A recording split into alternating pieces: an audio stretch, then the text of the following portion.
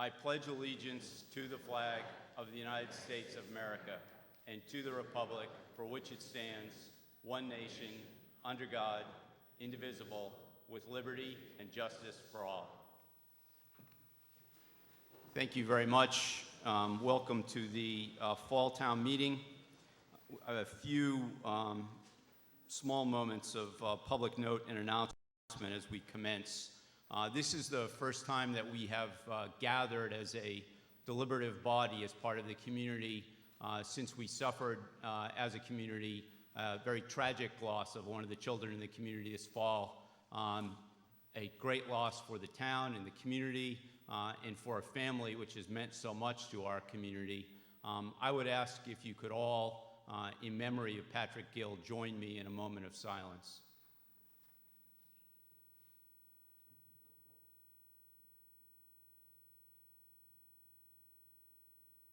Thank you very much.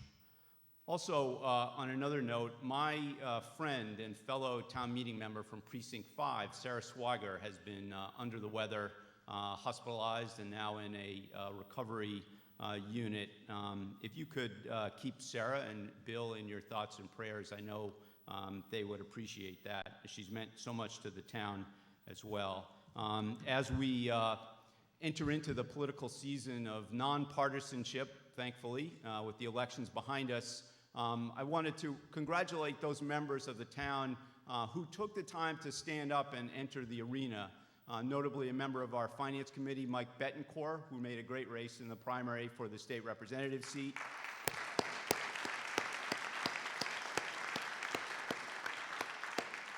And our neighbor, John Miller, who ran for the office of Attorney General.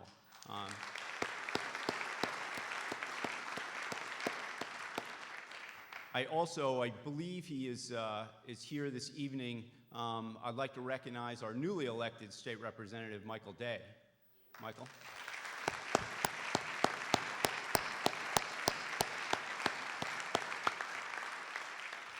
He's up in the balcony. Did the town clerk put you up there, Mike?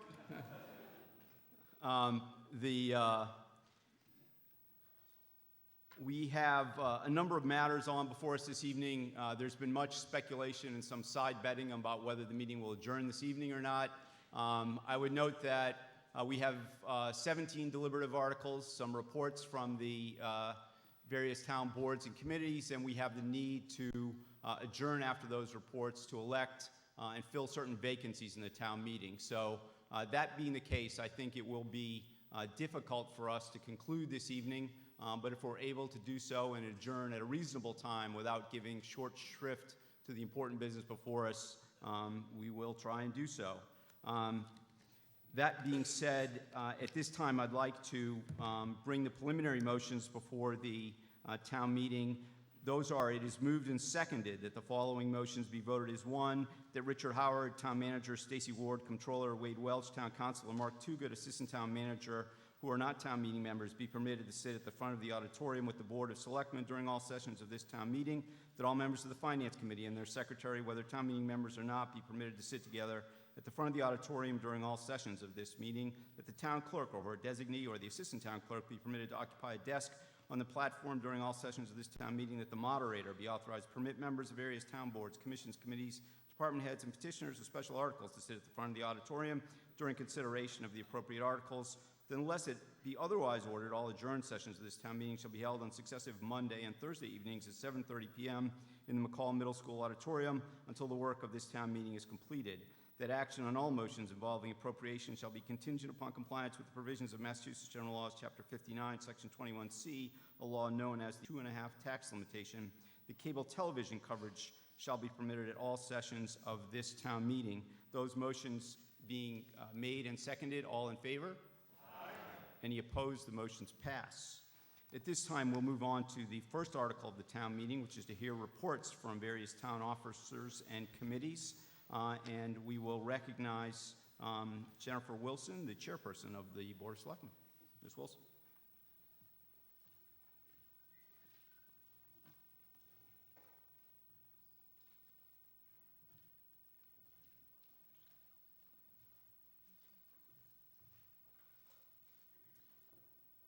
Good evening. Is that okay? Fellow town meeting members, I'll start tonight with what is typically a closing comment. I'd like to express the gratitude of the board and from the members of our community for the quality and dedication of Winchester's employees. We thank them for making our town run so well during times like the high-profile few months that have been immediately behind us, and day to day when we have less media coverage, which we prefer. We also thank the many volunteers like you who are so generous with their energy, ideas, and time in the service of the town. Tonight, I'm pleased to be able to present significant progress on a number of board initiatives that we shared with you at the Springtown meeting. I ask that you please take the time to review our more detailed written report. In particular, it talks extensively about our financial outlook, which I won't touch upon so much this evening, other than to say we've kicked off our traditional financial summits between the leadership of the Finance Committee, Capital Planning Committee, School Committee, and Board, and we'll report more to you on that in the spring. After a long and extensive process of public feedback, the town has issued an RFP, which is a request for bids for the 12.5 acres adjacent to the land that the town leases to the Right Lock Farm Conservancy.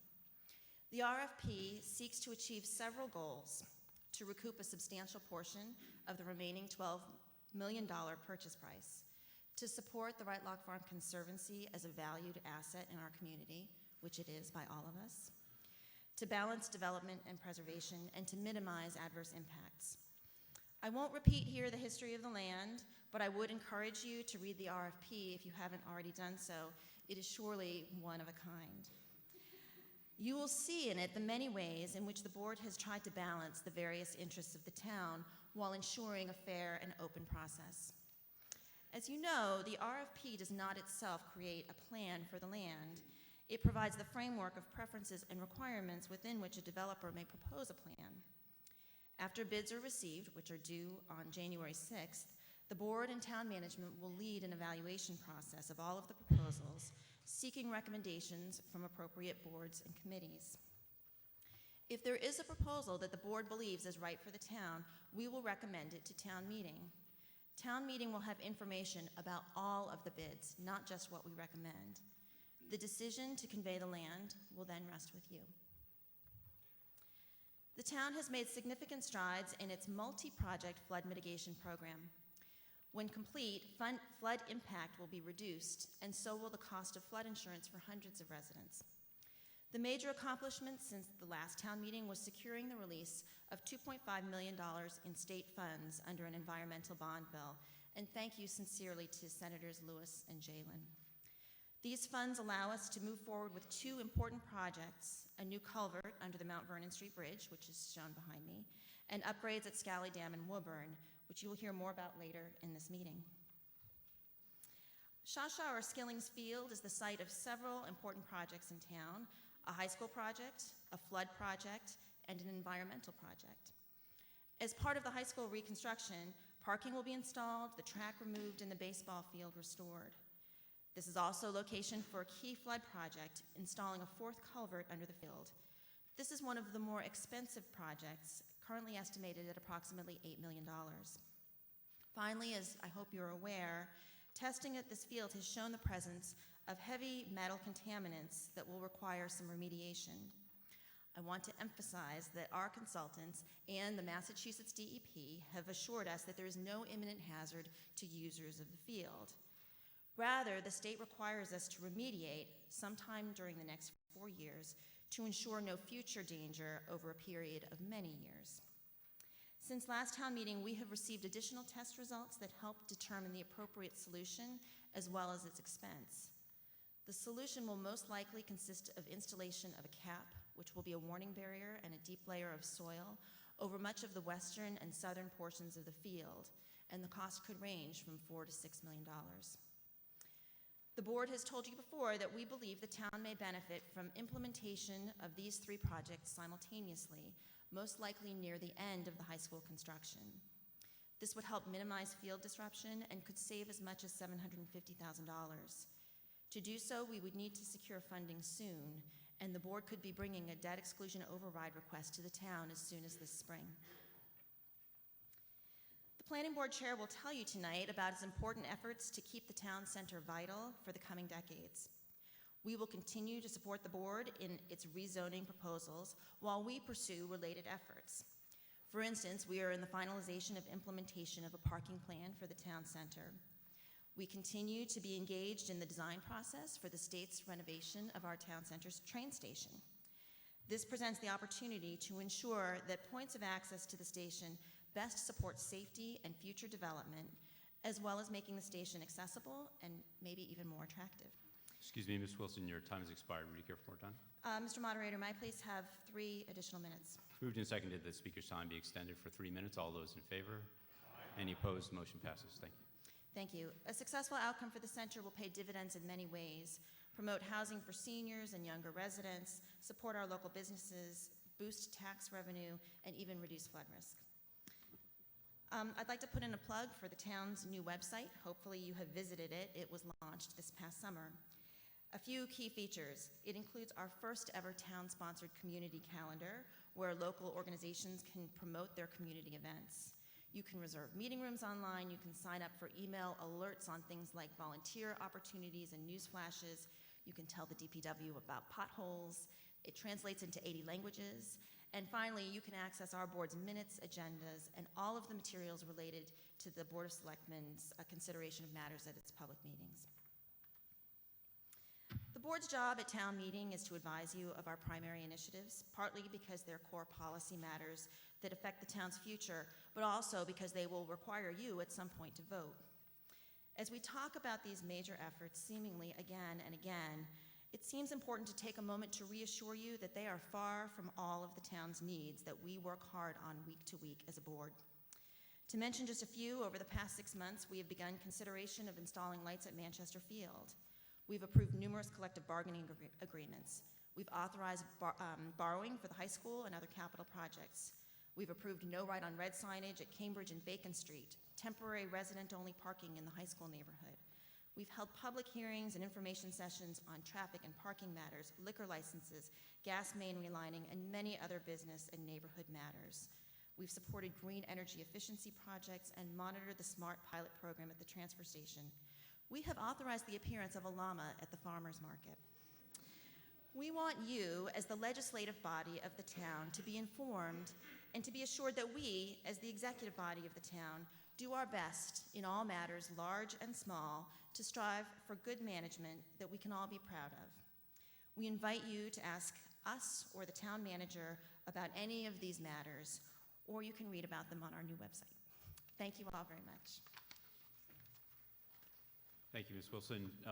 The Winchester School Committee, represented by its chairperson, Chris Nixon.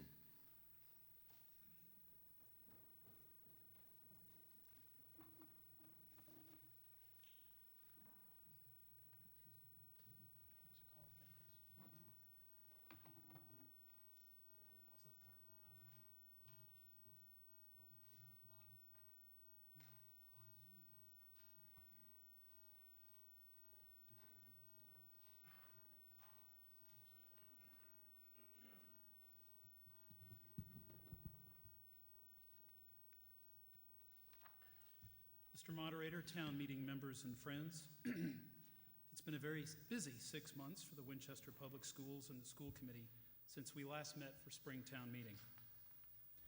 The class of 2014 had 269 graduates in June. We not only said farewell to these students, but to Dr. Tom Gwynn as well, who retired after 11 years as high school principal. This September, we welcomed the class of 2027. With 318 students enrolled in kindergarten. Study those numbers carefully. You know where this is going. These students, plus movement throughout the district, pushed our October 1st K-12 enrollment figures from 4,357 last year to 4,422 today, an increase of 65 students, or 1.5%. With growth and change in our student population comes growth and change among teachers and staff as well. This summer, the district saw over 70 changes in professional staff positions, including 48 new hires. On the subject of staffing change, we're pleased to share that this summer, Ms. Pam Gerard began her role as Administrator of Special Education, And just earlier this month, Mr. Joe DeMarco joined us as network administrator. Both positions, redefined by the superintendent and approved by the school committee, round out the reorganization of central office begun well over a year ago. This reorganization has created a more responsive administrative team, better suited to meet the needs of our growing and continuously changing district. The EFPBC has been keeping a close watch over the construction, evolving design packages, and budget for the Winchester High School reconstruction project. With the assistance of Director of Finance John Denizio and our new high school principal, Sean Kiley, Superintendent McAuliffe has kept us, the Board of Selectmen, Town Manager, and other officials up to date on the status of the project. The progress on Skillings Road is exciting to see, and we eagerly await next Wednesday's meeting when the project's GMP, or Guaranteed Maximum Price, will be established with the construction manager. Lastly, this summer the district completed a key component of year one in our 3-year technology plan, adding wireless access points and network capability, providing true wireless capacity building-wide to all our teachers and students. This project is limited in visibility, but is essential in laying the foundation for our 3-year investment, which will one day permit one-to-one initiatives or a bring-your-own-device learning environment. Our 3-year technology plan would not be possible without the support of the Winchester Foundation for Educational Excellence, or WIFE, whose powered-up capital campaign pledges to raise $850,000. These funds, coupled with the district's own $500,000 investment, will bring our school's infrastructure, equipment, and professional development on par with our peer districts and better prepare our students for success in an ever-changing but increasingly technology-driven economy. It's been a busy 6 months for the school committee as well. The school committee has reestablished its policy subcommittee, which has already begun a top-to-bottom review of existing district policies as well as new state and federal mandates. We expect to see draft recommendations on policy changes from the subcommittee in January and plan on voting changes in May. As town meeting is aware, this is Bill McAuliffe's last year with us as superintendent of schools. The school committee is pleased to report that we are on schedule in our search for a new permanent superintendent. After developing a schedule and selecting an executive search consultant in the spring, the school committee sought community input on our district's strengths and weaknesses and characteristics to value in the next leader of Winchester schools. I'm pleased to share with you that over 600 people participated in our focus groups conducted in June and the online survey that was available through the summer into mid-September. Participation in the survey represented a broad spectrum of Winchester, including many of you here tonight.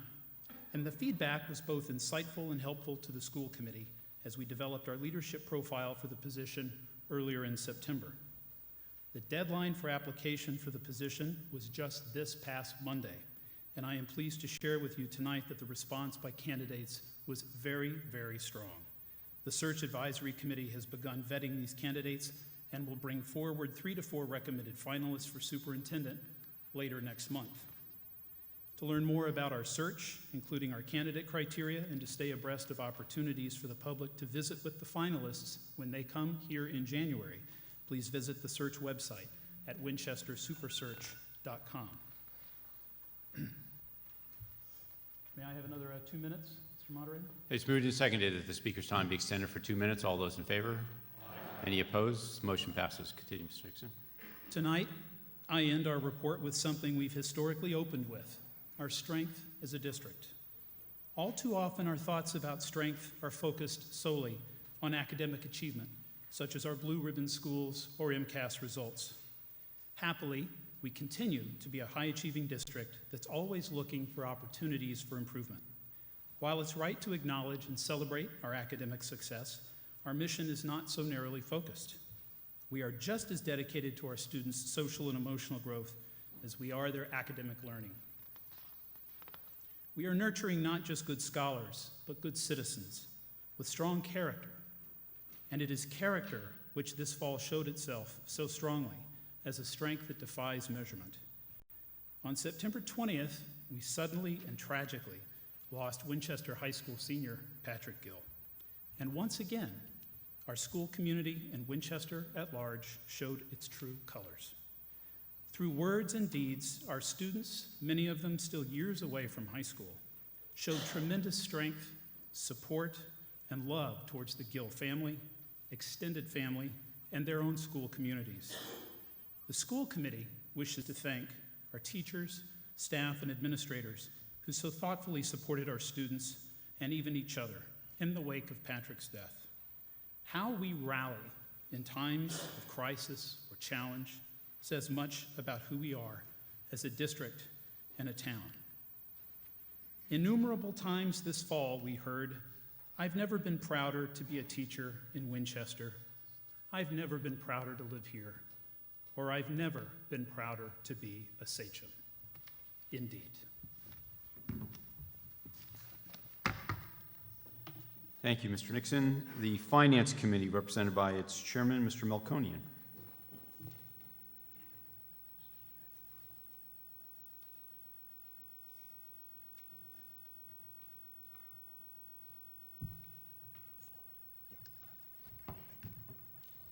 Thank you, Mr. Moderator.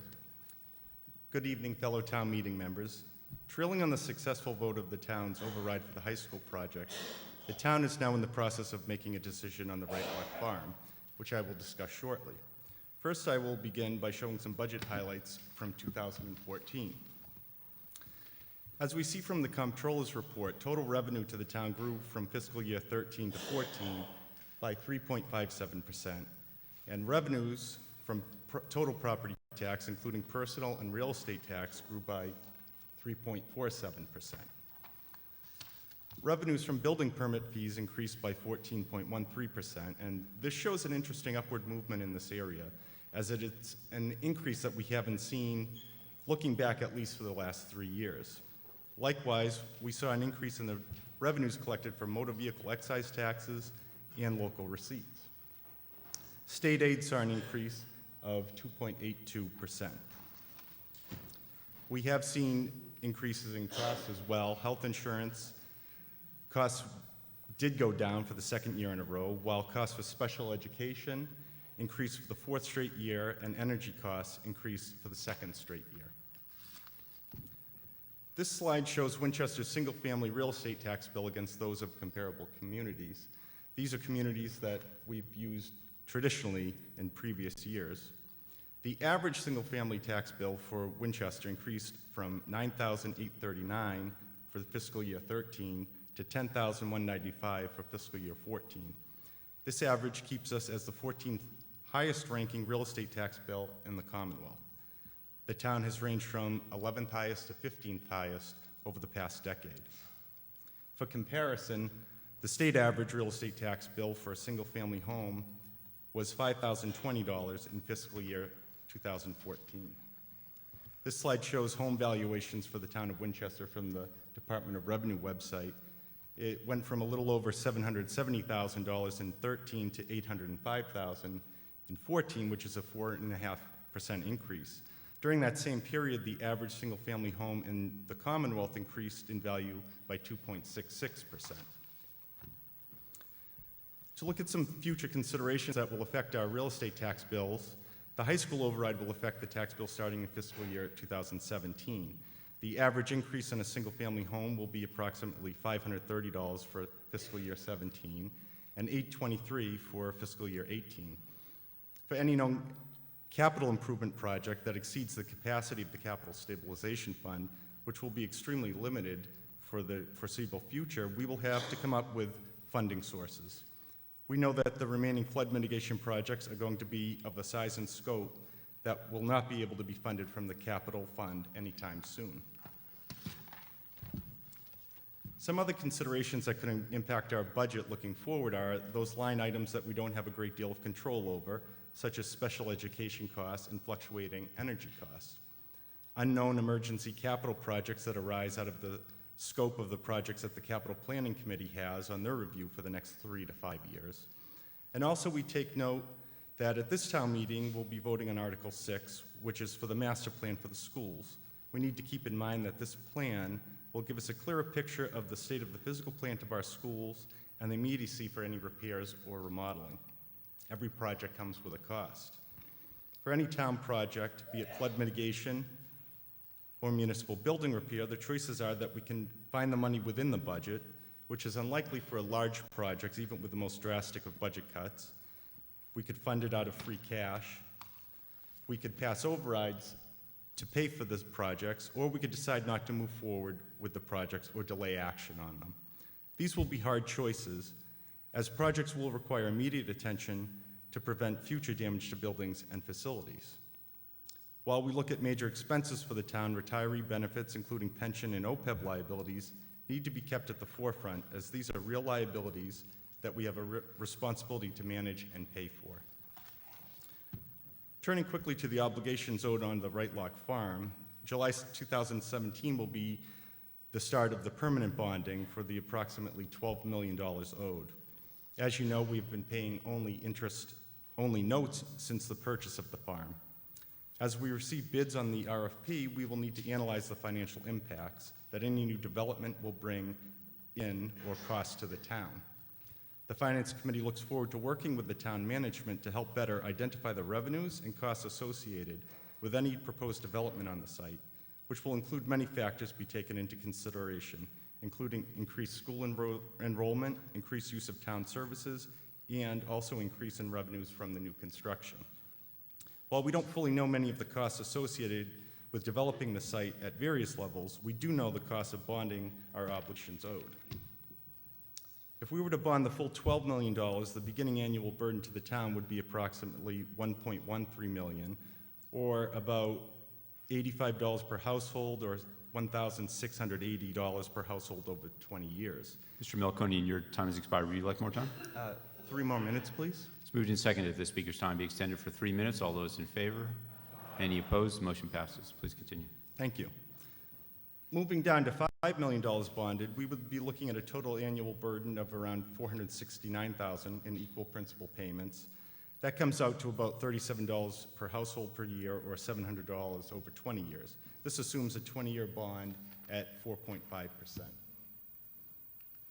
We need to look for continued savings where we can find them. We saw a major cost-saving measure on retirement costs this year by the actions taken by the Board of Selectmen, reducing our ultimate OPEB burden while also establishing a mitigation plan for those hardest affected by the plan changes. We've seen an LED streetlight project throughout the town, which is expected to yield savings not only in energy costs, but also in maintenance costs. The relationship that we have with private groups are also very important. The work done with the Fields Committee provided the town with a state-of-the-art turf field, which could not have been funded through the capital budget. And the Winchester Foundation for Educational Excellence recently attended one of the Finance Committee meetings to provide insight into how their private organization works hand in hand with the Winchester Public Schools to assist with funding technology in our schools through private donations. In closing, as we move forward, we need to not only be vigilant and proactive in identifying major projects in the town to keep our infrastructure safe and well-maintained, but also ways in which we can find potential savings. Thank you. Thank you very much. We'll now hear from the Planning Board. Betsy Craig, the chair.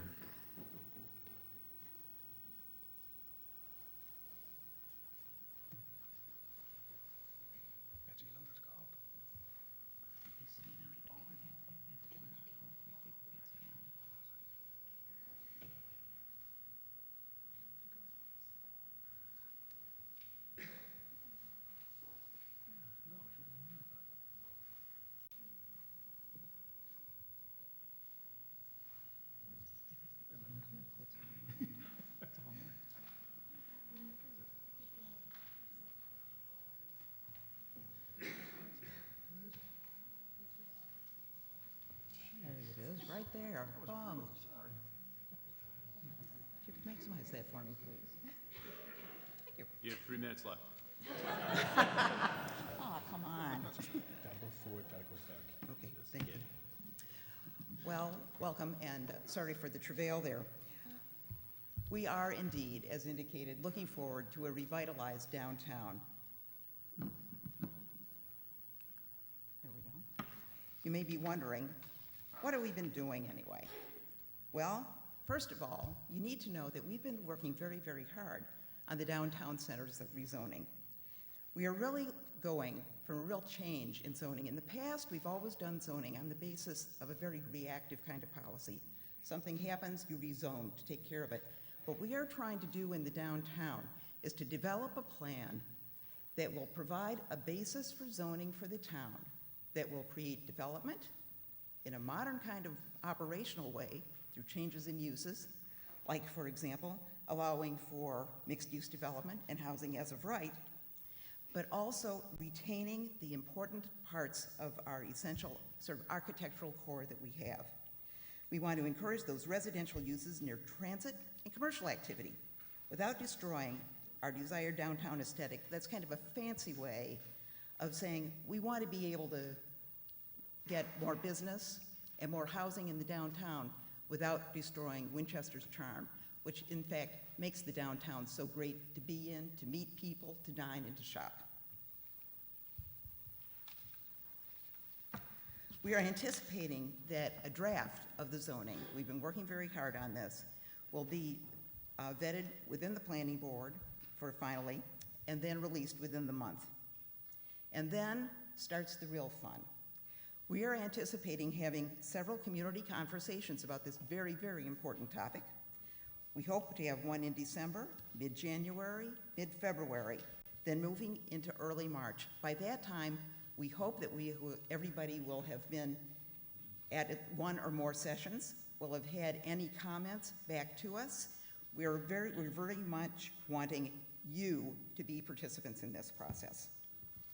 And last but not least, we'll have a final legal review, not to mention the fact that we will be having some ongoing as we move along.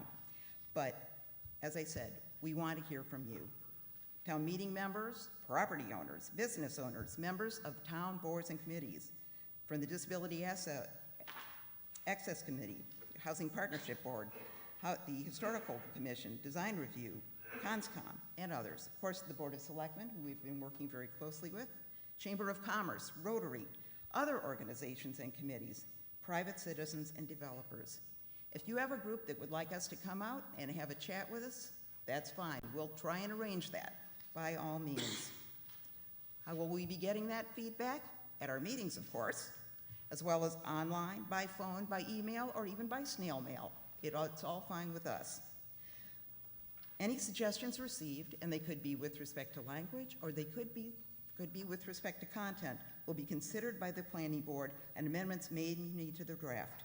You may wonder why won't they all be accepted?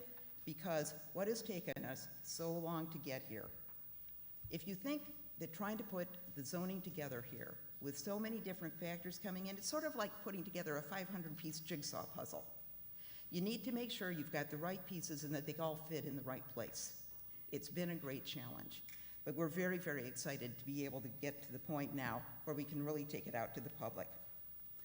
When those amendments are completed, the draft will become the final CBD zoning article, along with some additional articles that will be in there.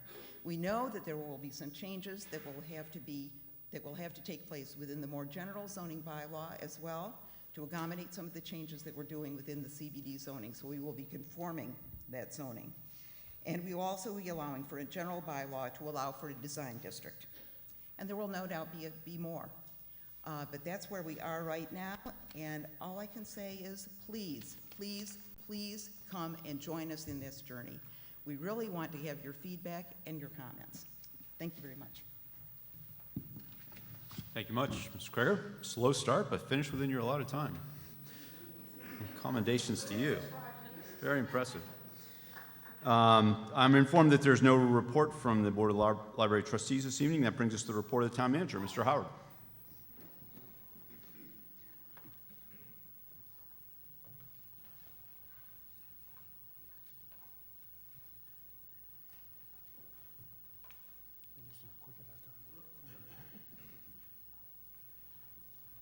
Thank you, Mr. Moderator. Good evening, town meeting members. I apologize in advance for any of the repetitive points. It's a real burden to go last here all the time and cover all the same territory that many of the other speakers already touched upon. So we'll get through, if I can figure out how to operate Matt's mouse here. Here we go.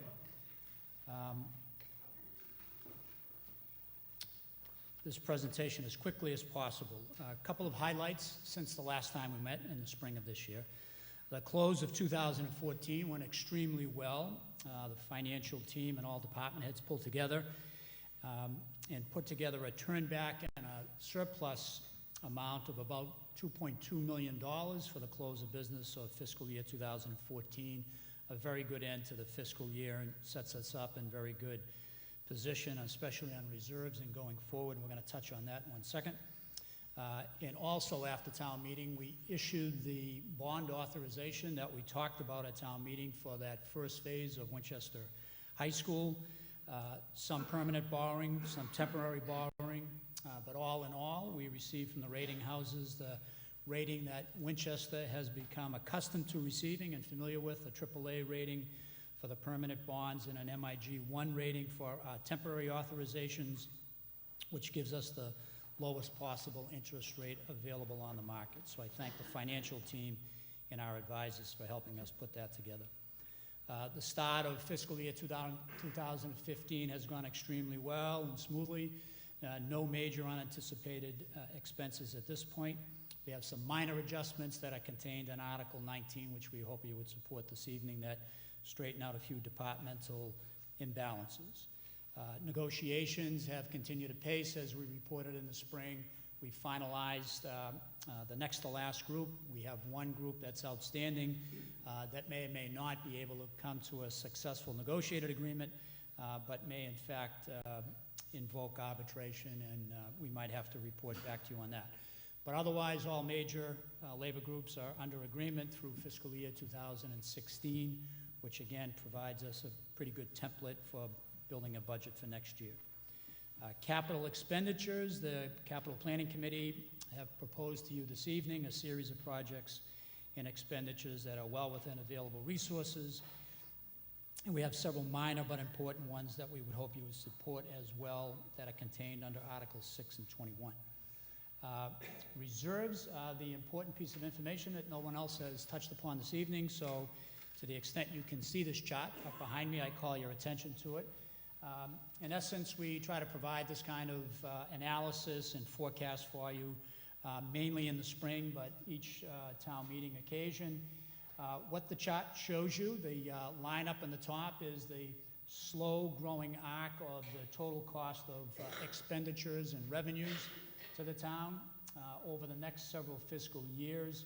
We have 15 on the left, and it's topping out at proposed fiscal year 2019 on the far right.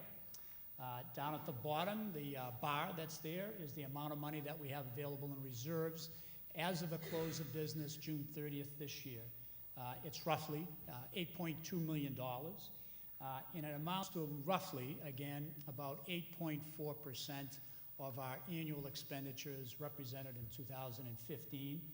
And as you can see, it's projected to remain relatively constant over the next series of fiscal years.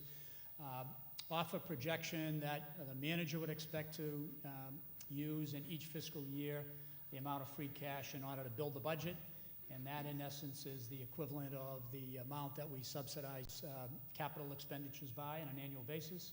So our hope is that if we can live within this curve and in the bar at the bottom, that we continue to live within the board's policy of having anywhere between 6 to 10% of projected revenues in any given fiscal year to hold in the event of an unanticipated event. So short story is we believe we're in very good shape there. To take you back one, can I go back, Matt? Or? Left button. Very good. I'm all the way back to the beginning. Matt will put this up for me. It's no more than what you've already seen. It's just a touching of the initiatives that you've already heard about, mainly from other speakers. Thank you, Matt. The Right Lock Farm Initiative, it's good that we have the RFP finally out there. We'll be entertaining proposals right after the first of the year. And as Jennifer has explained to you, our goal is to be able to bring this back no later than spring town meeting, but hopefully the board will have a recommendation for town meeting even earlier than that and potentially call a special town meeting. The high school project has gotten off to a great start since the time you authorized the expenditure. It's on budget. We're getting those closing numbers in for the guaranteed maximum price any day now, and it's on schedule as well. That first phase is going extremely well and smoothly. Flood mitigation projects are teed up, as Jennifer also has mentioned, in which you will also see some mention of in Articles 9 and 11. The Skillings Field project is an important one that we'll be bringing back to you next year and potentially to the entire town for consideration. The parking program, which you'll hear a little bit more about tonight, later on in one of the articles, is off to a good start. The streetlight program that everybody has touched upon is again a great success by Susan McPhee and the Energy Committee. Put together a program where you all should be enjoying new streetlights in all of your neighborhoods and all the main streets of the town for almost no cost, and at a satisfactory repeating investment of saving the town potentially about $40,000 each year in energy costs. You have the lights at Knowlton Field under consideration by the board, the superintendent selection process underway, the town center initiative, which you've heard about from Betsy Krager. All of that, my closing remarks, which would bring me to, would tell you that for fiscal year 16 and 17 and beyond, we hope to be able to live within our means and not have to ask the town for any additional resources beyond which we end up taxing for under the restrictions of Proposition 2.5. A lot of that will depend upon our ability to, after FY16, negotiate future labor costs and contracts. Also, and a big part, it depends upon where our healthcare benefit costs go in the ensuing years, but we hope to be able to contain those and also keep a lid on departmental costs and capital initiatives, all within available resources. That's our goal each year as we come to you in the spring. So it would be my expectation that we'll meet those for sure for fiscal year 2016 and the spring of 15 and then beyond. So that's my report. Thank you very much for the time, Mr. Moderator. Thank you, Mr. Howard. Mr. Conti, does the Committee on Government Regulations have a report? Thank you, Mr. Conti. And I'm informed that the Committee on Rules has accepted every excuse tendered for those who have been absent a unnecessary amount of time, so it will have no report this evening, thanks to the good work of Ms. Russo and her committee. This brings us to the point of adjournment at which the precincts in 1, 2, 3, 5, 6, 7, and 8 have a need to appoint new members to the town meeting. The precincts will meet in the library, which is out the doors to the right. We will be in adjournment for 15 minutes, so we will be back here in 15 minutes, and we will reconvene at that time. Thank you.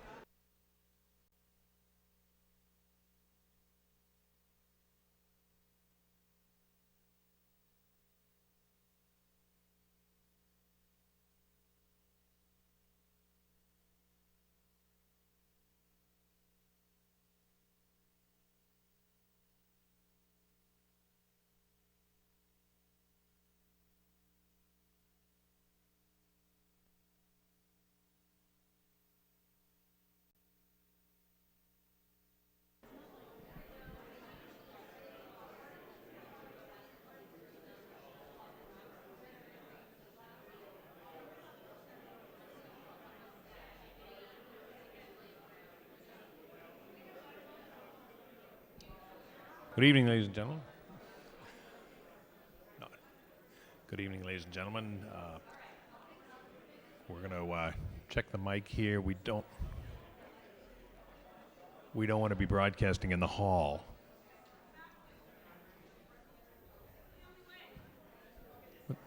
Sorry?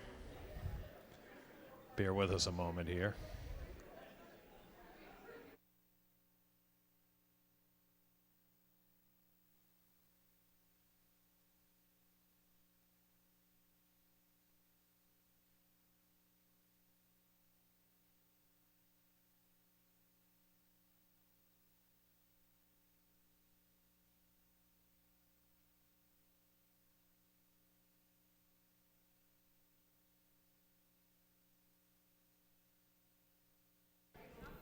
All right. All right, good evening, everybody. I'm Alan Iden reporting here from our first session of the Fall Town Meeting here in the McCall Auditorium. As you know, the high school auditorium is under construction, so this is our first session of Fall Town Meeting here on the 6th of November. Town meeting is in recess at the moment. Let's recap what we've done so far. Covered so far is basically Article 1, which is the reports of the town committees. Our first report was from Jennifer Wilson, the chairman of the Board of Selectmen.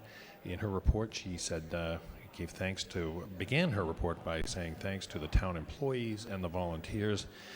She touched on the Right Lock Farm initiative, said the RFP, request for proposals for the development of 12.5 acres for the town to recoup a $12 million investment, but also the objective of preserving the farm, minimizing the impact on the town. And that RFP is due back to the town on January 6th. And the issue of flood mitigation is proceeding well, and this will reduce the cost of flooding for the residents in certain areas. And she said also that the town is receiving $2.5 million in funds from the state for flood mitigation. On the issue of Skilling's Field, which will have to be rebuilt, there's parking issues, there's field improvements, and a culvert costing about $8 million is proposed to be built under the field for the Aberjona River. The town center planning is proceeding. We will hear a report from that from the planning board talking about rezoning and the rebuilding of the rail station or improvements to the rail station. The town's new website she spoke about, and also commented on many other meetings and projects that are underway by the board. Our next report was from Chris Nixon, from the school chairman of the school committee. Said the school committee has had a very busy 6 months. 269 graduates from the class of 2014 and 318 members of the class of 2027 entered the kindergarten. The enrollment of the school system is 4,422 students, which is a 1.5% increase from last year, and there were 72 staff changes. The Winchester High School project is well underway, as is a 3-year technology plan, putting Wi-Fi in all the school buildings. That's a 3-year plan going from 2013 to 2016. Superintendent search is underway. The semifinalists are due to be introduced to the town in next month, in December.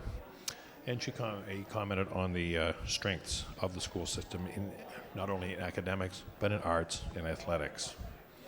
Mr. Malconian from the Finance Committee was next. Talked about a 3.57 revenue growth so far in this fiscal year. Average tax bill in the town is $10,095, and home values have increased about 4.5% in the past year. He spoke about the effect of the Winchester High School rebuild on the average tax bill. It will start to hit those tax bills in fiscal year 17. Average bill will increase by $530 and $823 in fiscal year 18. There are some unknowns in the upcoming years, including benefits, employee benefits, and capital projects. Comment on the Right Lock Farm that beginning in July of 2017, bond repayments of the principal's $12 million loan will begin on a 20-year bond. And he also commented on the town prizing the relationships with private funding sources, sorry about that. We heard next from Betsy Kreger from the Planning Board, who's looking forward, in her words, looking forward to a revitalized downtown. Planning Board is trying to be very proactive in zoning the downtown, rezoning the downtown area for mixed use, but also maintaining the downtown aesthetic. The draft release of the Planning Board's report on downtown is due in about 7 to 10 days, and they will commence about 3 months of community meetings and conversations, looking for public input on this new plan, and hopefully having it ready for spring town meeting. The last report before the recess here was from Richard Howard, the town manager. He said the last fiscal year closed with about a $2.2 million surplus. The town has a AAA bond rating, which gives it the lowest possible interest rate on any bonds. Fiscal year 15 has off to a good start with no surprises yet, in his words. Negotiations on labor contracts are almost all done, and capital projects are coming to town meeting. They'll be coming to this session of town meeting. The free cash reserves were $8.2 million, which is about 8.4% of the budget, and they're projected to be constant for the next 4 or 5 fiscal years. So there we have it. The town meeting is in recess right now. We'll begin taking up the articles after this 15-minute recess, and we will be back with our live coverage of this first session of Winchester's Fall Town Meeting. Stay tuned.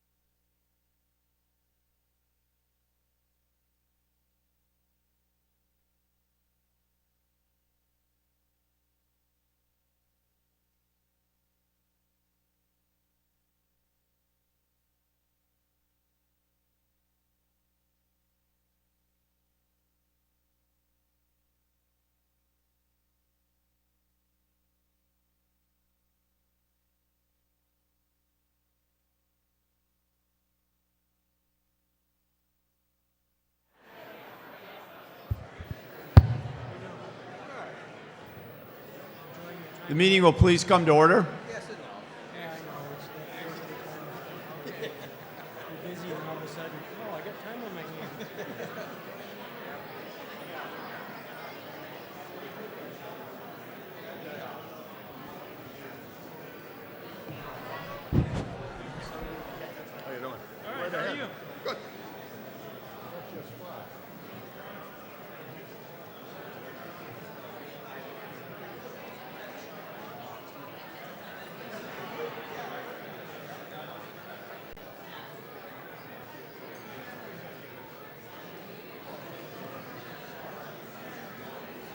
So did we fill those vacancies? When I came down here, it was already up. It doesn't work. Yeah, Okay. So are they mostly people who are here? yeah, they've been sworn in. Okay. And I don't know the exact number, but I think it's all 9 here. Okay. The meeting will please come to order. This now brings us to Article 2. Before we commence with the substantive articles this evening, our gathering in the library in our precincts brought to mind a particular loss which the meeting suffered this summer. It turns out that over summer, our fellow town meeting, Julie O'Connor, passed away. And both her fellow precinct members and all of us in the town meeting were quite saddened to be reminded of that. Julie was a particularly loyal and avid town meeting member, an articulate spokesperson for the things that she believed in, and stayed with us right through a rather serious illness. And our thoughts and prayers this evening go out to her family. A reminder as we recommence the meeting that those wishing to speak can do so by calling attention to the chair. A hand microphone should be available, but also for those who would prefer, there are microphones at the end of each aisle.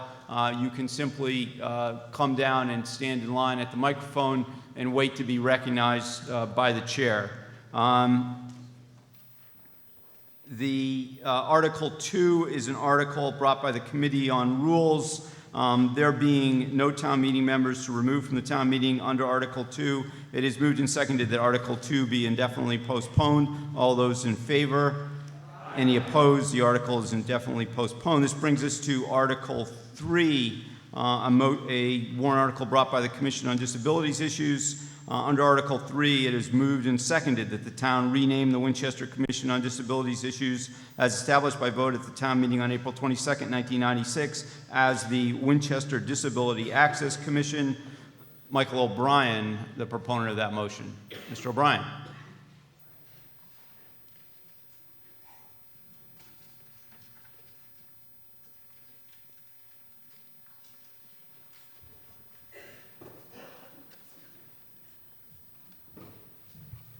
Thank you, Mr. Moderator and fellow town meeting members. I'm Michael O'Brien. I chair the Winchester Commission on Disability Issues. What we're asking for tonight here is that we have town meeting support to name it as the Winchester Commission on Disability Access. And the reason for the name change is back in 1996, by vote of town meeting, vote went forward to do it as disability issues. And we'd like to bring it forward to be known ask for town meeting support for the commission name change to be Disability Access Commission. And we'd like to thank the town meeting and board members for their support. Thank you. It's moved and seconded that the committee be renamed as stated in the motion. All those in favor? Aye. Any opposed? The motion passes. Thank you, Mr. O'Brien. That brings us to warrant Article 4, to hear and act on the report of the Capital Planning Committee. Is moved and seconded that the Capital Planning Committee report for fiscal year 2016 be received and placed on file. The proponent of that and the presenter of the Capital Planning Committee report is the chairperson of the Capital Planning Committee, Helen Filio. Ms. Filio.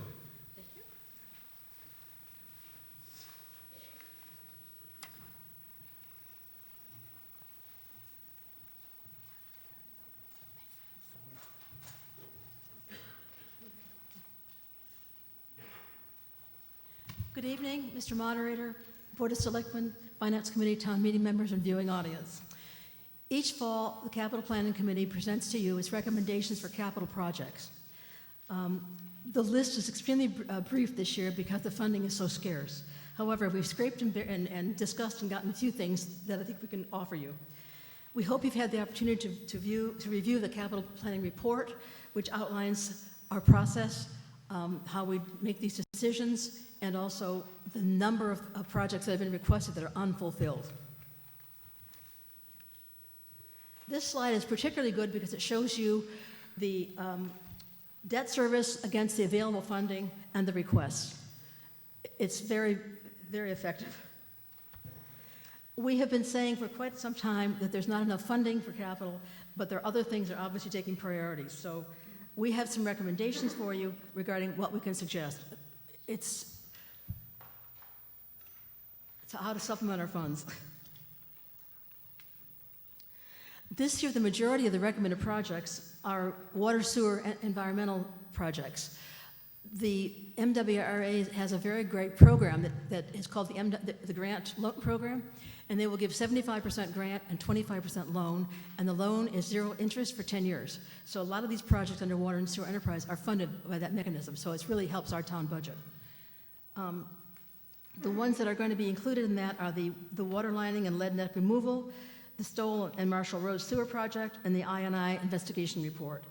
The remaining 2 projects are the Wildwood Street Drainage Project, which has come to us fairly recently, but quite a priority because the neighbors in that neighborhood have had a lot of problems with water damage and great expense of lost things. We were able to use unexpended bond proceeds for that project, and the replacement of the low-level outlet at the South Reservoir is going to be under a borrowing authorization. Under Article 9, the Cemetery Advisory Commission has come to us and requested money to build the columbarium niche wall. It's the first stage of having the niches for the cremains. The funding for this will actually include 2 years from each year they have $55,000 from the Trust Fund Commission. However, this year, with the permission of the Commissioners of Trust Funds, they're taking 2 years and then combining that with some account closeouts to make the amount of money they need to start this columbarium going. We also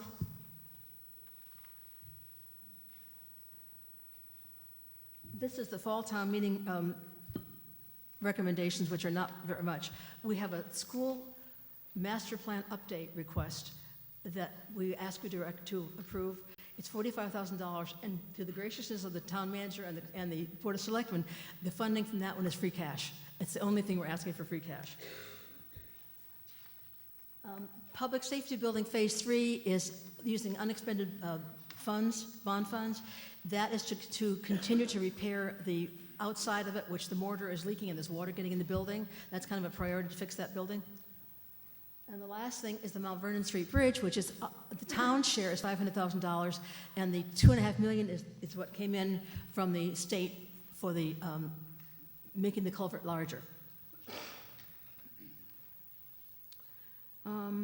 At the springtime meeting, we all, is that the next one?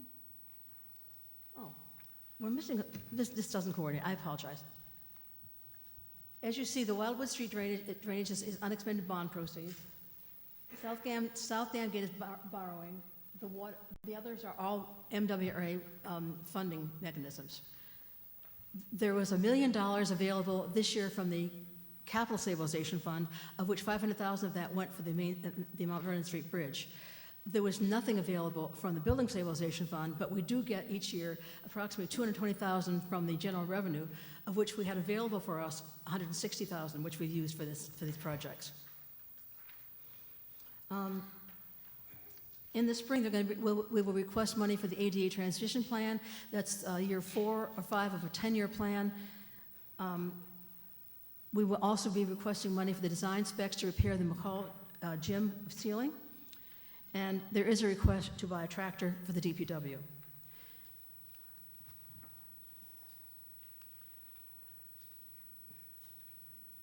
That's spring. And I leave you with this graph again. It is extremely effective telling you where we are and what we need and where it's not possible. In our report, we do have a listing of all the requested projects, and you can see how few we were able to fund going forward, so it's definitely an issue. We also know there are several major projects coming down the road which are going to be probably not capitally funded. The Skillingsfield culvert is one, and of course the remediation of any contamination is another one. We thank you for your consideration and hope you will vote for our projects when they are presented. Thank you. Thank you, Ms. Filio. It's moved and seconded that the report be received and placed on file. All in favor? Any opposed? Motion passes. This brings us to Article 5, brought by the Capital Planning Committee. Under Article 5, and I'm going to read the three motions together. We'll consider them and address debate as a whole on the motions.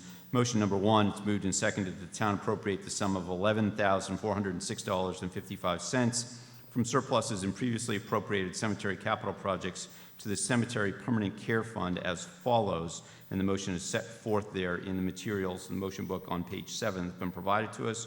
Motion number 2, it's moved and seconded that the town appropriate the sum of $31,194.25 from surpluses previously appropriated capital accounts to the Building Stabilization Fund as follows, from the account numbers and in the amounts set forth in the motion booklet on page 7.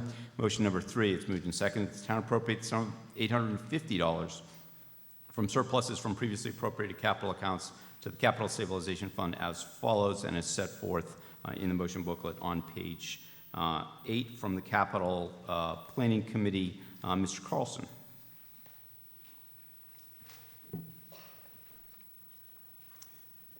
The clerk reminds me that this will require a two-thirds vote for passage. Mr. Carlson. Thank you, Mr. Moderator, town meeting members. Article 5 will properly close out old construction accounts. This will free up the remaining funds for use by the town in other capital projects. These transfers result from an ongoing process of the town manager's office, the comptroller, EFPBC, the capital planning committee, and others to regularly review these old accounts, and when the projects are done, close them out and return the money to the original sources so they can be used again.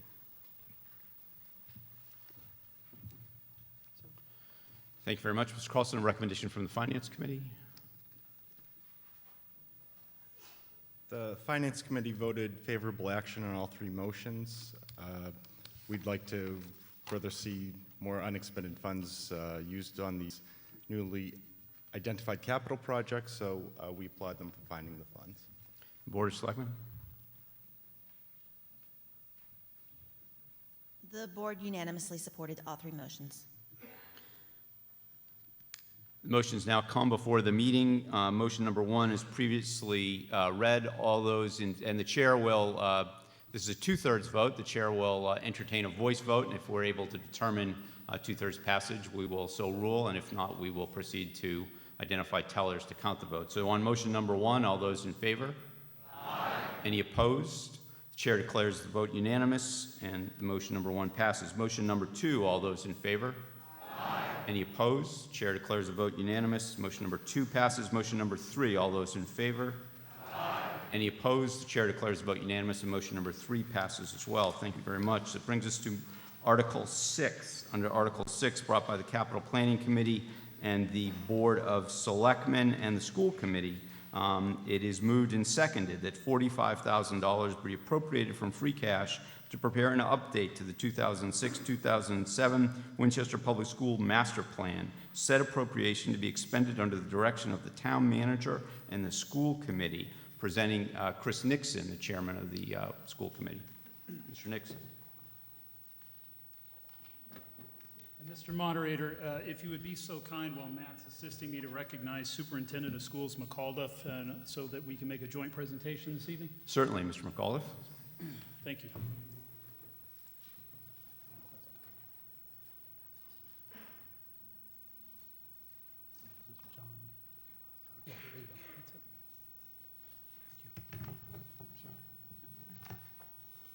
Thank you, Mr. Moderator. Town meeting members, good evening. My name is Chris Nixon. I rise tonight as the interim school committee representative to the Capital Planning Committee, or as I prefer to say, I'm keeping Sarah Swiger's seat warm while she's recovering, and I look forward to her return soon as well. Tonight, the superintendent and I are pleased to present Article 6 jointly sponsored by the Capital Planning Committee, School Committee, and the Board of Selectmen. So what is a facilities master plan? It's a vision for the support, expansion, consolidation, or transformation of district facilities that provides flexibility to accommodate changes in enrollment, educational goals, and programming. A master plan does align with the district's educational programming and planning and plans for growth and the best use of our facilities and properties with preliminary cost, phasing, and schedule options. The document can assist in the procurement of funds, whether as a reference point for the Capital Planning Committee vetting small to medium projects, or the Massachusetts School Building Authority in consideration of the district's statement of interest and potential state reimbursement. A master plan does not include the detailed design of new buildings or additions, nor the specific financial plan for implementation. So what's our proposal? We propose to revise the existing outdated plan reporting on current conditions, constraints, and capacities of the district's properties. The update will include a safety and security assessment of the district's 5 elementary schools and middle school, as well as a review of our school's playfield space. The update will comply with MSBA regulations and guidelines and consider both short and long-term needs. So why now? It's good practice for institutions to update their master plans every decade. A plan more than 10 years old loses its relevance to today's institutional needs and program. Development of the current master plan began nearly 8 years ago during the 2006-2007 school year, and since its approval, many of the recommendations have either been completed or are underway, including the modular classroom project at Ambrose and Morocco in the fall of 2008, the subsequent E-Wing addition at McCall Middle School, the reconstruction of Vincent Owen, and the new Winchester High School. While smaller scale projects at Morocco and Lynch have addressed some of the most pressing needs, such as the modular gas-fired boilers and heating system at Morocco, or the bathroom renovation project at Lynch, the 2007 recommendations for wholesale renovation and addition at these schools remains unfulfilled. So why not just follow through with the master plan we had and finish Lynch and Morocco? Simply put, it's not that simple. Enrollment growth since 2007 district-wide has exceeded projections, and new student support or education delivery models have their own space requirements. With shifts in our student subgroups, changing demographics, and 2012's redistricting, today we are better able to define and plan for space and program needs on a building-by-building basis. And this is important, for while our 5 elementary schools are today closer in enrollment than they've ever been, with the fewest number of classes exceeding class size guidelines, there is little to no additional space remaining for continued enrollment growth. A master plan update will help the administration and school committee contemplate the fit-up of the shell space at Vincent Owen, the needs of today and tomorrow at Lynch and Morocco, or the shifting of programs at one school to accommodate limitations at another. 2009's McCall addition alleviated the enrollment bubble hitting the middle school at the time.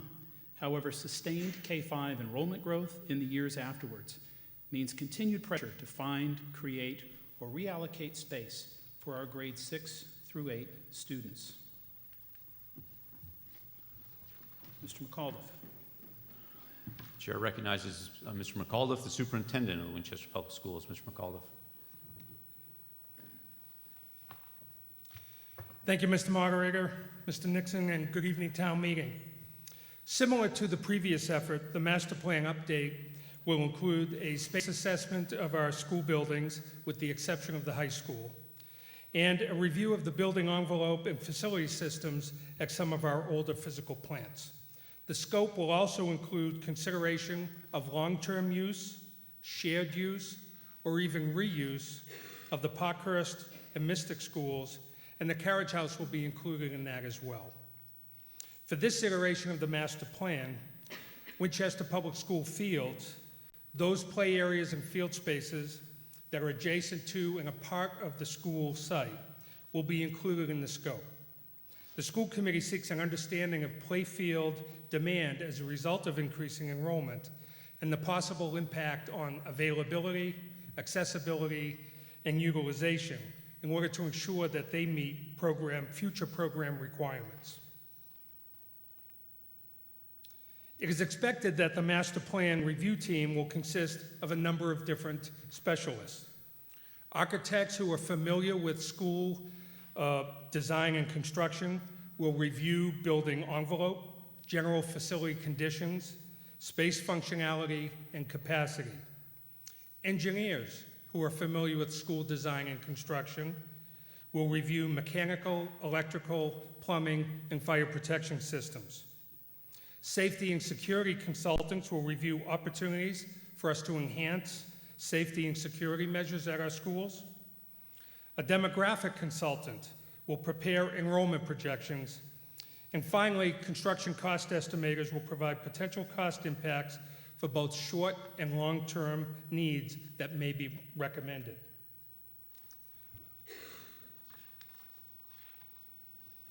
Updating the 2007 master plan sets us up for success and does so in a number of ways. As the current plan did over the last number of years, a revised plan gives us the capability of identifying both short-term and long-term needs, and to do that with the most current and up-to-date data. A revised master plan will help and assist in both the school departments and towns' capital planning process. A revised master plan positions us to be ready to submit a statement of interest to the Mass School Building Authority when appropriate. And by the way, having a current school facilities master plan is an MSBA requirement if a town wishes to partner with the MSBA on a school construction project. Having a current master plan was a significant advantage when we submitted the VO and high school statements of interest, and perhaps an even stronger example of the benefits of having an updated plan was the opportunity we had in the fall of 2010 when the MSBA had funds that were outside of the school construction program, and funds that were available for a very limited time for only school roof or school window projects. Having a current master plan at that time allowed us a quick access to receiving over $500,000 in reimbursement from the MSBA to install a new roof at the Lynch School. Thank you for allowing us to present this, and I'm sure we'll be available for any questions. Thank you very much, Mr. McAuliffe. This is a majority vote. It comes on the motion as previously stated. Can we have a recommendation from the Finance Committee? Mr. Melkonian. The Finance Committee moves for favorable action on this motion. The estimates from the school committee appear to be based on realistic assumptions for how much a revised master plan will cost the town. We look forward to reviewing the revised master plan, as it will give us a clearer picture of the physical plant of our schools, identify those facilities most in need of repair, and aid the town in identifying potential future costs. Thank you. Recommendation from the Board of Selectmen? Ms. Wilson? The board was proud to be a co-sponsor of this article and so unanimously supports it. Matter now comes before the meeting. Majority vote required. Yes, the chair recognizes Ms. Savage. Is there a microphone present? Ms. Savage, could you do us a favor of coming down to the microphone? Is there a hand microphone around? I have one up there. Somebody else's responsibility.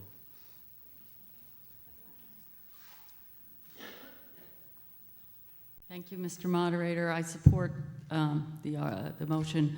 And I just have a quick question regarding community use of our school buildings. I don't know if that's a topic that could be incorporated into a master plan document, but as we deal with enrollment growth, if there are any incentives for folks whose children have left the school system to stay in part of town and be part of a lifelong learning community. I know other communities have tried to make use of their school buildings for use in the evenings, weekends, and off-season. And I just wonder if that's a possibility to incorporate into a master plan, or if that is outside of that. Thank you very much. Community use of school buildings. Mr. Nixon. Thank you for the question, Ms. Savage. A master plan would not typically entertain community use as a function, though that could certainly be something we might articulate in the RFP to identify those areas. That question and that kind, That question, that kind of analysis was part of our early discussions on the high school as well, when the program was being developed for the new Winchester High School, in which we've identified spaces for some shared use or community use. So we could certainly entertain that as well in the master plan as we develop the RFP. Thank you, Mr. Nixon. Further on the question, yes, Mr. Stone. I'm Roger Wilson, Precinct 1. I want to ask in that this study, is transportation part of the scope? How the kids get to school and whether there's an opportunity to influence that in the course of the capital investment? Mr. McAuliffe. Thank you, Mr. Moderator. It's not currently being considered as part of the scope. The estimate for the cost of updating this plan included the scope of work that we discussed, and we certainly, I think, will consider that in discussion when we put the RFP together. And if there's a way to construct the RFP where there's an opportunity to do so and not impact the cost, I think that that's certainly something to be considered. Thank you, Mr. McAuliffe. Further on the question, matter now comes before the, yes. Ginny Reeder, Precinct 5. I'm still trying to wrap my arms around the idea that this happened 7 years ago and we're doing it again, even though supposedly we don't have to do it for once every 10 years. And one of the reasons I think was because they're updating safety requirements, and I would really love to understand what the plan looked like 7 years ago. Why wasn't the fire systems evaluated then? It's kind of alarming to think that 7 years ago, which wasn't very long ago, those things weren't addressed at the time, and I'd also like to know how much it cost 7 years ago. I mean, $45,000, is that just a drop in the bucket? Or is that actually, are we reinventing the wheel really in a fairly short amount of time? Thank you. Thank you. Mr. Nixon, on the relative cost of it compared to the original cost and the need for the update on a 7-year basis. Thank you for your questions. I'll take them in reverse order. This is not sort of a shot in the dark with respect to cost. In fact, the master plan back in 2007 was more than $45,000. You may wonder, why are we asking for less? Really, two primary reasons. We're not throwing the baby out with the bathwater. I think many town meeting members in this room, many of you, are familiar with our current master plan. It has been well received by this community. It's easy to navigate, it's straightforward, easy to follow, and it has served us well, frankly. But we've done so much based on what was in it, and it did highlight some concerns at the time that we have simply not had the capital resources to address. So to address your question about cost, this is not a reinvention of the wheel. As a matter of fact, we're calling it an update for that reason. There's much in that master plan we like with respect to content and form that we would expect to repeat in this exercise. The other important difference is that in 2007, the Winchester High School was easily the largest single component of the master plan. I estimate at least a third of the work. And that's why, as you saw from the presentation tonight, it's eliminated because we're building a new high school. With respect to your question about safety and security, I will tell you that's not necessarily what's driving this. That's an element of it. I will tell you that certainly from the school committee's point of view, we have heightened interest and concerns about safety and security. And I'll just give you one word, Newtown, which in many respects is like a Winchester. The Vincent Owen is a brand new school, but the reason it's included in the safety and security and review is because the planning for the Vincent Owen school was complete weeks, if not months, before Newtown. So we're not suggesting we want to do major construction. It's an opportunity to look at a school with a new pair of eyes and say, are we doing everything we can? Is there something we should be doing differently? Is there something we can do to enhance the safety of our buildings, our students, and our staff? And then I think you had one other question about, perhaps it was something about cost. I want to share with you that it is appropriate now, 7 years on or more, to go back and revisit some of the assumptions and declarations in that original master plan. That plan clarified for us then what the Capital Planning Committee and the School Committee and DPW is well aware of. We have a water distribution system at the Lynch Elementary School that's within some few years of failing. They plug leaks. That takes time, it takes money, it takes resources. The electrical system at Morocco is made up of components that were built during the Eisenhower administration. So we have many elements in our buildings we knew 7 years ago would need attention. And this community, the school committee, has really kind of prioritized those needs. And I think you've seen that bear out then since 2007. So I hope I've answered your question. We think this is it's a reasonable request, one that picks up on the good work that was done. It's time to go back and refresh the plan and see maybe if there's something new we uncovered we weren't aware of 7 years ago. Thank you, Mr. Nixon. Further on the question, motion comes before the town meeting as previously stated. All those in favor? Aye. Any opposed? Motion passes. Brings us to Article 7, article brought by the Capital Planning Committee. Under Article 7 on page 10 of the booklet, this is a 2/3 vote required. Expenditure of capital funds. The motion is moved and seconded that $442,021.93 is appropriated for remodeling, reconstructing, and making extraordinary repairs to the exterior of the town's public safety building, including planning, design, and all other costs related thereto, that this appropriation shall be raised by transferring the amounts of unexpended bond proceeds as set forth below, for which the projects are complete and for which no liability remains, that the town manager is authorized to have oversight of said project, and that in accordance with Section 4-2 of the Winchester Home Rule Charter, the town manager shall have the authority to enter into contracts and approve payments with respect to said project, the closeout of the particular funds, the identification of the project, the town meeting vote, and the amounts involved totaling $442,021.93 are as set forth on page 10 of the motion booklet before us. The Capital Planning Committee, on its behalf, Mr. Johnson. Good evening. I'm here tonight to request your support for repairs to the public safety building. This is phase 3. Take you back a little bit in history. In 2009, town meeting appropriated $1.5 million to address immediate repairs in the building. Those immediate repairs included exterior renovation, police communication system, fire department exhaust system, designs for phase 2 and fees, exterior repairs, which included roof replacement, new windows, new overhead doors to the fire department doors, ADA improvements on the outside of the site, miscellaneous immediate masonry repairs, and painting. In 2011, we came back to you to ask for $1,973,458 to do interior repairs to the police communication, construction management services, interior work that included the installation of new HVAC system and ADA updates inside the building for the fire and police department. These upgrades included the fire department also got a kitchen, engine bay repairs, new floor, and bathroom and individual rooms. Tonight I'm here to ask for phase 3, which is to address the outside of the building primarily to repaint the exterior of the building, which is required to stop the building from leaking and weeping.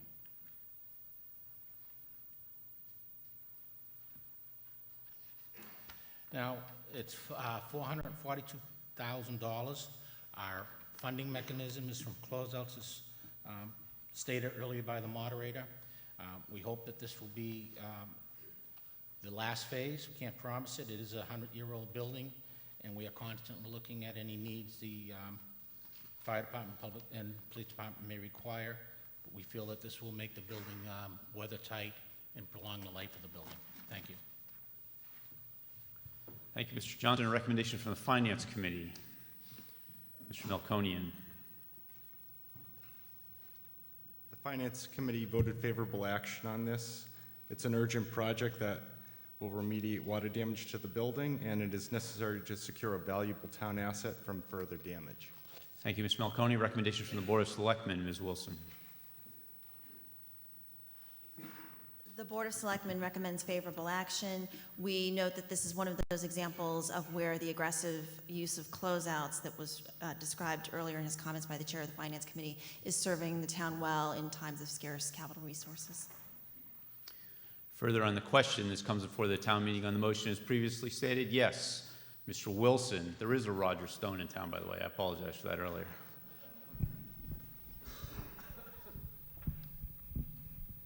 I just wondered if there's an estimate of the actual cost of pointing, because the appropriation here is just the sum of all the leftover money from everywhere else.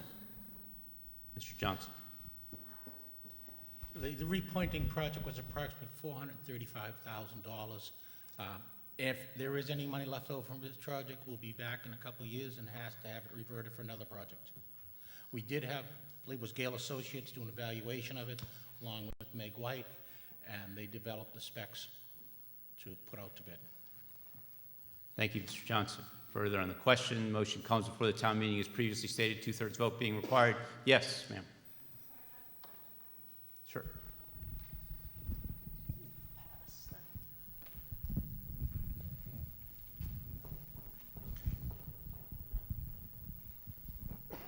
Silver Eyes, Precinct 6.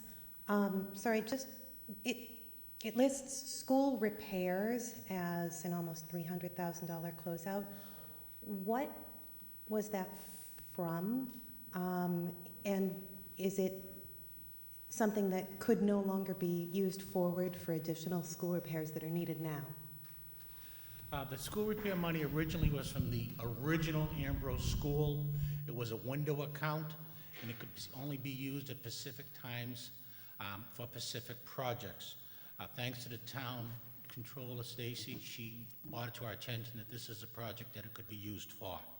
This goes, like I say, back to the original Ambrose School. Originally, it wasn't intended, wasn't used in the Ambrose School after we thought about it because we were going for a new building. Thank you, Mr. Johnson. Further on the question, comes before the meeting on the motion as previously stated. The chair will entertain a voice vote to start with. 2/3 vote being required. All those in favor? Aye. Any opposed? Any opposed? 1 no. The chair finds that the vote passes the 2/3 threshold, declares that the motion has passed. Article 8 comes before the town meeting, brought by the Capital Planning Committee. The motion is moved and seconded. The sum of $256,633.50 is appropriated for planning, design, engineering, and construction of drainage improvements in the Wildwood Street, Thornton Road, New Meadows Road, and Cambridge Street area, including planning, design, and all other costs related thereto, that this appropriation shall be raised by transferring the amounts of unexpended bond proceeds as set forth below, for which the projects are complete and for which no liability remains, that the town manager is authorized to have oversight of said project, and that in accordance with Section 4-2 of the Winchester Home Rule Charter, the town manager shall have the authority to enter into contracts and approve payments with respect to said project, the projects being identified, the town meeting vote, and the amounts totaling $256,633.50 is set forth on page 11 of the motion booklet in front of us. Ms. Kreger, in her role as a member of the Capital Planning Committee. Ms. Kreger. Many hats. Yes, we're here to talk about Wildwood and Cambridge Streets, New Meadows, and Thornton Roads. This is an area that historically has had a considerable amount of flooding in the past, a lot of drainage problems. And very recently, it's experienced about $20,000 in private property damage this last summer just due to storm damage. It rises very, very quickly in that area. A preliminary study was initiated in 2013, and the current funding request, as indicated, is to complete the final design, permitting, and construction of drainage improvements. That will include utility and topographical surveys, as well as geotechnical borings. Let's see. So we have all of that I've just been through. We're completing the final design. But you know what they say, a picture's worth 1,000 words. So you can see the problems that the people who live in these areas have really been dealing with, both further back in history and more recently, just this past summer. It's been pretty monumental over there. So what we are really looking for is for this request, the capital request is indicated for $256,633.50. Approximately $50,000 is for investigation and design, and approximately $20,000 is for construction. And the funding will be provided by closeouts of the following accounts: the Manchester Field drainage improvements, $255,035.35, and Johnson Road sewer improvements, $1,598.15. Thank you. Thank you, Ms. Kreger. We have a recommendation from the Finance Committee. Mr. Melkonian. The Finance Committee voted favorable action on this article. While recognizing the urgency of the project to protect the homes in the affected neighborhoods, this is a project that we need to keep track of as we get a firmer estimate on the total construction costs of the town in order to complete it. Thank you. Recommendation from the Board of Selectmen. Ms. Wilson. The Board of Selectmen unanimously recommends favorable action. This is a flooding issue that's different from the type of Abergona flooding that we have our flood mitigation program geared toward. This is a separate type of flooding related to drainage. The closeouts come from accounts that are within the water and sewer budget, and appropriately they're being used on a similar type of project. Thank you. Further on the question, 2/3 vote being required. Yes, sir.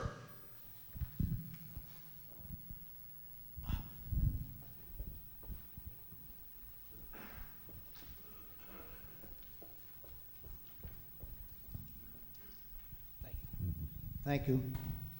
I'm Bob Crockett. I'm Precinct 7. These last 3 articles here, finding this money and this closeouts and all this sort of thing, it makes me wonder what happens between 2009 and 2014. Why wasn't some of this $255,000 available in the spring or last year, last fall? The other comment I have is I really don't like this idea of this capital money that it was allocated for a specific task coming back to the town meeting at seemingly convenient opportunities when other projects are going on. This money, I believe, should be returned to the town, and then the town take that money and allocate it amongst all of the competitive capital things that want to go on in this town. It shouldn't be allocated for, oh, well, another kind of a project for, as somebody mentioned, I can't remember who it was, about the money being used because it's an extension kind of thing. No. No business in this world is going to be doing it that way. Money comes back, the business or the town, if you want to call it, would go ahead and then allocate that money with the competition of the other capital projects that are competing for this same money. The town doesn't necessarily own this money. The town citizens own this money. And it shouldn't be giving this stuff away the way we're doing it. That it's not right. And this money is laying around here for 6 or 7 years. I don't get it. You know why that's a good idea for the town. Thank you very much, Mr. Moderator. Thank you, Mr. Crockett. Mr. Crockett raises a question that is an important one, I think, and that is with respect to these closeouts, how and when are these funds available? These are funds that are the result of public debt borrowing. They cannot, it turns out, simply be repurposed to any cause that the town may find appropriate. They need to be used only in connection, as Mr. Johnson noted earlier, with a project of a similar nature that falls within the borrowing purposes as set forth in the original indenture or bond offering. It's something that's highly regulated by the Department of Revenue, and it's necessary that the reappropriation fall within that purpose that the original purchasers of these bonds understood that they would be used for. The very question you raised, Mr. Crockett, I think was a good one. I raised it myself recently. Could these funds be returned to the general fund? It turns out that only under a process by which they're re-amortized towards the general obligations of the town, they could not all be appropriated at once. Mr. Howard actually has a fairly strong command of these issues, and I'd ask he could address your question.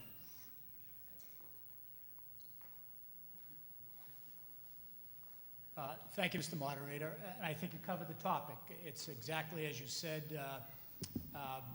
To address a couple of the questions that were in the question, we have pushed within the manager's office for all of our financial departments because of the tightness in the capital allocations that we know exist in the 2 stabilization funds and pressure that each of the several town meetings and budgets that we've put together over the last couple of years that is received from capital to be able, capital planning committee to be able to find additional resources.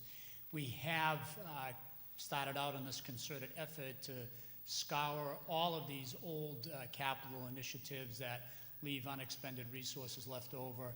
And it is, just as the moderator said, we can't pull them back in for general allocation purposes, but we are, I think, doing exactly what the member asked, which is putting them back into the process. And they are coming back to town meeting for your approval, but they are going through the usual process that you would entertain every spring, which is the Capital Planning Committee and Finance Committee and the board and our office analyzing what they can be used for, what the appropriate targets are, and where the recommendations lie. That's the very outcome of all the various articles that you see before you tonight, some of which are reliant upon some of these old funds being applied for their usage. So I would hope that with that explanation, the member would understand that it is part of the usual process that we've gone through and that we are restricted in utilizing these funds for the kinds of projects that are being recommended to you tonight. Thank you, Mr. Howard. Further on the question? I'm sorry. Yes, Mr. Friesel. Thank you, Mr. Moderator. I'm in favor of the project. It seems to be needed, but I have to say I find it a little unusual that we're funding a project with construction costs unknown. So we're going into a project, we don't know exactly how much it's going to really cost to get the job done and get it done right. We don't know if we have all the money we need to do that. So I'm a little concerned, how do we know that we're going to be able to effectively do this project? And if we, in the middle of it, find we need more money, where's that coming from to get it done right? Thank you, Mr. Friesel. Mr. Howard, in response to Mr. Friesel's question. Thank you, Mr. Moderator. Excellent point by the member. We have the exact same concern. So what the understanding is with between the manager's office and capital planning and finance is that we will use these funds to develop the project scope and the estimation. If in the event that amount of work tells us that we cannot do this project and fit within the available resources that we have, we will not have the project go forward. We will, in fact, come back and regroup for a Springtown meeting. Otherwise, we will, if we can do it within the allocated resources, move forward so that we can get it done expeditiously and avoid any future potential flooding events. So. Thank you. Further on the question? Motion comes before the town meeting as previously stated. A 2/3 vote being required, the chair will entertain a voice vote in the first instance. All those in favor? Aye. Any opposed? Chair declares the vote unanimous and the motion passes. This brings us to Article 9, brought by the Capital Planning Committee, and it's moved and seconded the amount of $121,000 be appropriated from the Cemetery Permanent Care Fund for the construction of columbarium niche wall, including planning, design, and all other costs incidental and related thereto. On behalf of the motion, Mr. Carlson for the Capital Planning Committee.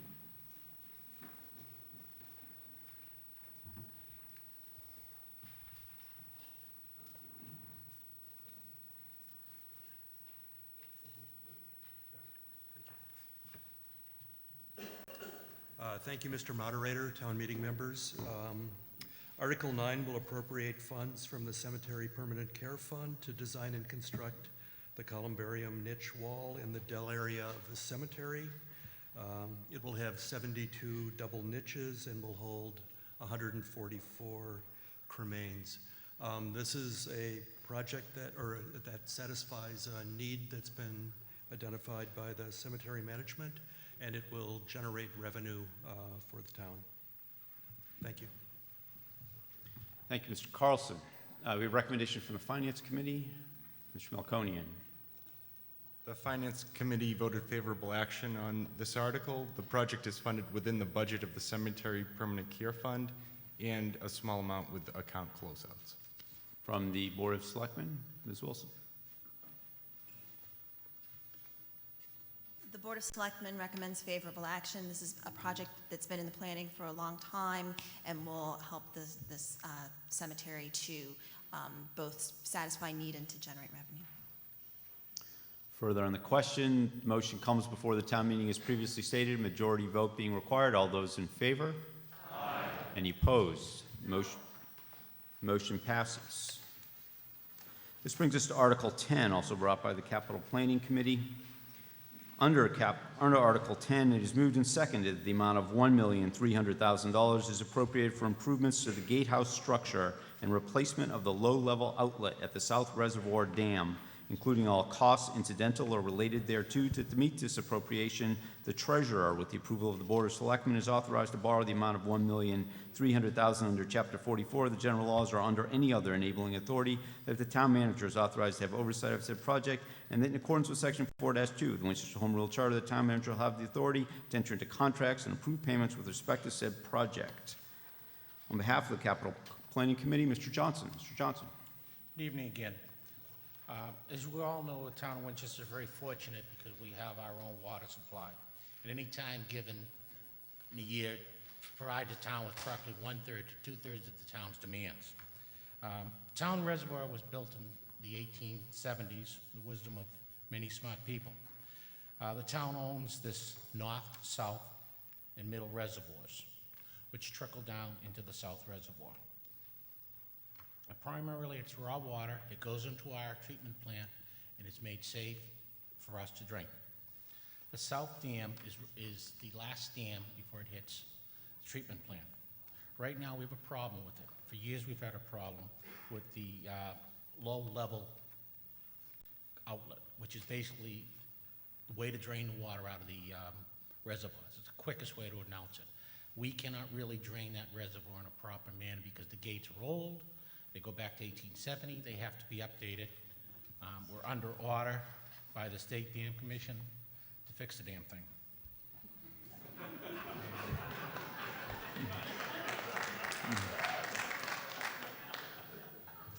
Now, that's the South Reservoir. That's a view of the pumping station. It's a very interesting building. It was built in the 1870s, like I said. But what you don't see here is below ground. It goes down about 40 feet. There's water inside and outside, and the only way to access these valves is to actually have dive teams go inside the building, dive down, and replace the valves. It's a long, tedious, and very expensive job, unfortunately. As you remember, a couple of years, last year, 2013, we appropriated money for Western Sansum to investigate and develop a plan to bring forward to this town meeting for permitting, design, and the rehabilitation of this outlet, hopefully for next year. The funding of the amount is $1.3 million.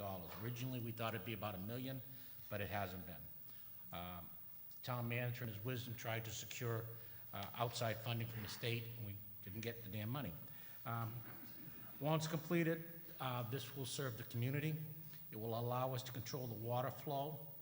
It will allow us to lower or increase the levels of the water, but primarily will allow us to drain down the reservoirs if we have to in case of emergency or for maintenance or for any other reasons we want. So we ask that you support this for not just Winchester, but our downstream neighbors. Thank you. Thank you, Mr. Johnson. Recommendation from the Finance Committee, Mr. Melconian.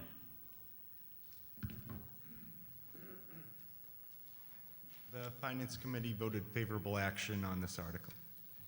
Thank you. Recommendation from the Board of Selectmen, Ms. Wilson. The Board of Selectmen also recommends favorable action on this article. I'd like to just take a moment to mention that this project is funded out of the Water and Sewer Enterprise account, as are one or two other projects on tonight's agenda. And the Board of Selectmen has taken this opportunity to revisit an analysis of what would the impact of this project be on water and sewer rates. We do a water and sewer review occasionally. It's been a while since we've gone out to do a full-fledged assessment, looking forward several years to see when is it time to do an increase. I should say that we're proud that we have not increased rates in 7 years, but it's probably getting close to time, and we'll be looking at that in the spring.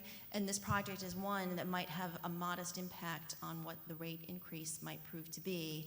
We will continue to be pursuing grant opportunities, and with or without the grant, we think this should go forward, but we hope we can reduce the cost through grants. Thank you. Thank you, Ms. Wilson. Further on the question. Motion comes before the town meeting as previously stated. It requires a 2/3 vote because of the borrowing of funds in this instance. Chair will entertain a voice vote in the first instance. All those in favor? Aye. Any opposed? Chair declares the vote unanimous. The motion passes. This brings us to Article 11, also brought by the Capital Planning Committee. Under Article 11, it is moved and seconded that the amount of $500,000 be appropriated from the Capital Stabilization Fund established under Chapter 69 of the Acts of 2002 for the reconstruction of the Mount Vernon Street Bridge for the purpose of flood mitigation, including the construction of an additional culvert, including planning, design, and all other costs incidental and related thereto. On the motion, on behalf of the Capital Planning Committee, Mr. Johnson. Mr. Johnson. Thank you, Mr. Moderator. Again, this is part of our ongoing flood mitigation program. Capital funding will provide funding for this through the Capital Stabilization Fund. This is identified as project number 4, which is the Mount Vernon Street Bridge. We're increasing the flowing capacity there by constructing an additional 4th culvert in the existing culverts. If you remember earlier in this presentation, Jennifer made a presentation that showed 3 culverts here. Through the magic of photography and staff, they added a 4th culvert. The intent is to update this dam. As stated earlier, we got $2.5 million from the state. Part of those funds will be used to rebuild this bridge, update it, and we need an additional $500,000, which will be coming from our capital stabilization account. This is an ongoing project, and it will address some of our flood mitigation programs and allow us to do the next project, which will be upstream. Thank you. Thank you, Mr. Johnson. Recommendation from the Finance Committee, Mr. Malconey. The Finance Committee voted favorable action on this article. We're fortunate to have received the grant from the state that will allow us to complete the Scally Dam improvements as well as complete a major portion of the Mount Vernon Street Bridge. Even with its current limited capacity, combined with the state grant, we can fund this out of the Capital Stabilization Fund. Thank you. Recommendation from the Finance Committee, Ms. Wilson. From Board of Selectmen. The board so unanimously recommends favorable action on this. With the $2.5 million, we can get the bridge done, we can get the Scally Dam done. And you may recall, we used to talk about that culvert project at Skilling's Field, and there used to be a discussion about, well, we can build it, but would we be able to use it yet? And maybe we wouldn't. These are the projects that will allow us to not only have the benefit of Mount Vernon Street, Scally, but when we are able to do the Skilling's project, we'll actually be able to open that culvert and use it. So big bang for the buck for this one. Thank you, Ms. Wilson. Further on the question. Motion comes before the meeting as previously stated, a 2/3 vote being required. The chair will entertain a voice vote in the first instance. All those in favor? Aye. Any opposed? The motion passes. This brings us to Article 12, also brought by the Capital Planning Committee, and under Article 12, it is moved and seconded that the amount of $500,000 is appropriated for water main lining in the Ware Road and North Wood Road area and for townwide lead neck removal, including all design, engineering, and other costs incidental or related thereto, and the treasurer, with the approval of the Board of Selectmen, is authorized to borrow all or a portion of such amount from the Massachusetts Water Resources Authority, and in connection therewith to enter into a loan agreement and financial assistance agreement with the authority, and to accept any grants for the project from the MWRA, provided that the amount of the authorized borrowing shall be reduced by the amount of any such grants received from the MWRA, that the town manager is authorized to have oversight of said project, and in accordance with Section 4-2 of the Winchester Home Rule Charter, the town manager shall have the authority to enter into contracts and approve payments with respect to said project. On behalf of the Capital Planning Committee, Mr. Johnson. Mr. Johnson. Thank you, Mr. Moderator. Back again today to ask for additional funds in the amount of $500,000 to do some cleaning and lining of approximately 1,800 linear feet of water mains around the Ware Road, North Border Road entrance, and also to remove lead neck removal program. Unlined water mains are causing dirty water in that area, and if you live in that area, we're sorry, but we want to address it so you won't have it in the future. If you look on the screen, you'll see what really happens to old pipes. They become very ugly. What we hope to do with it, what we will do with this project, we'll have a contractor come in, clean the pipes, reline them in cement, so prevent the water from that will allow the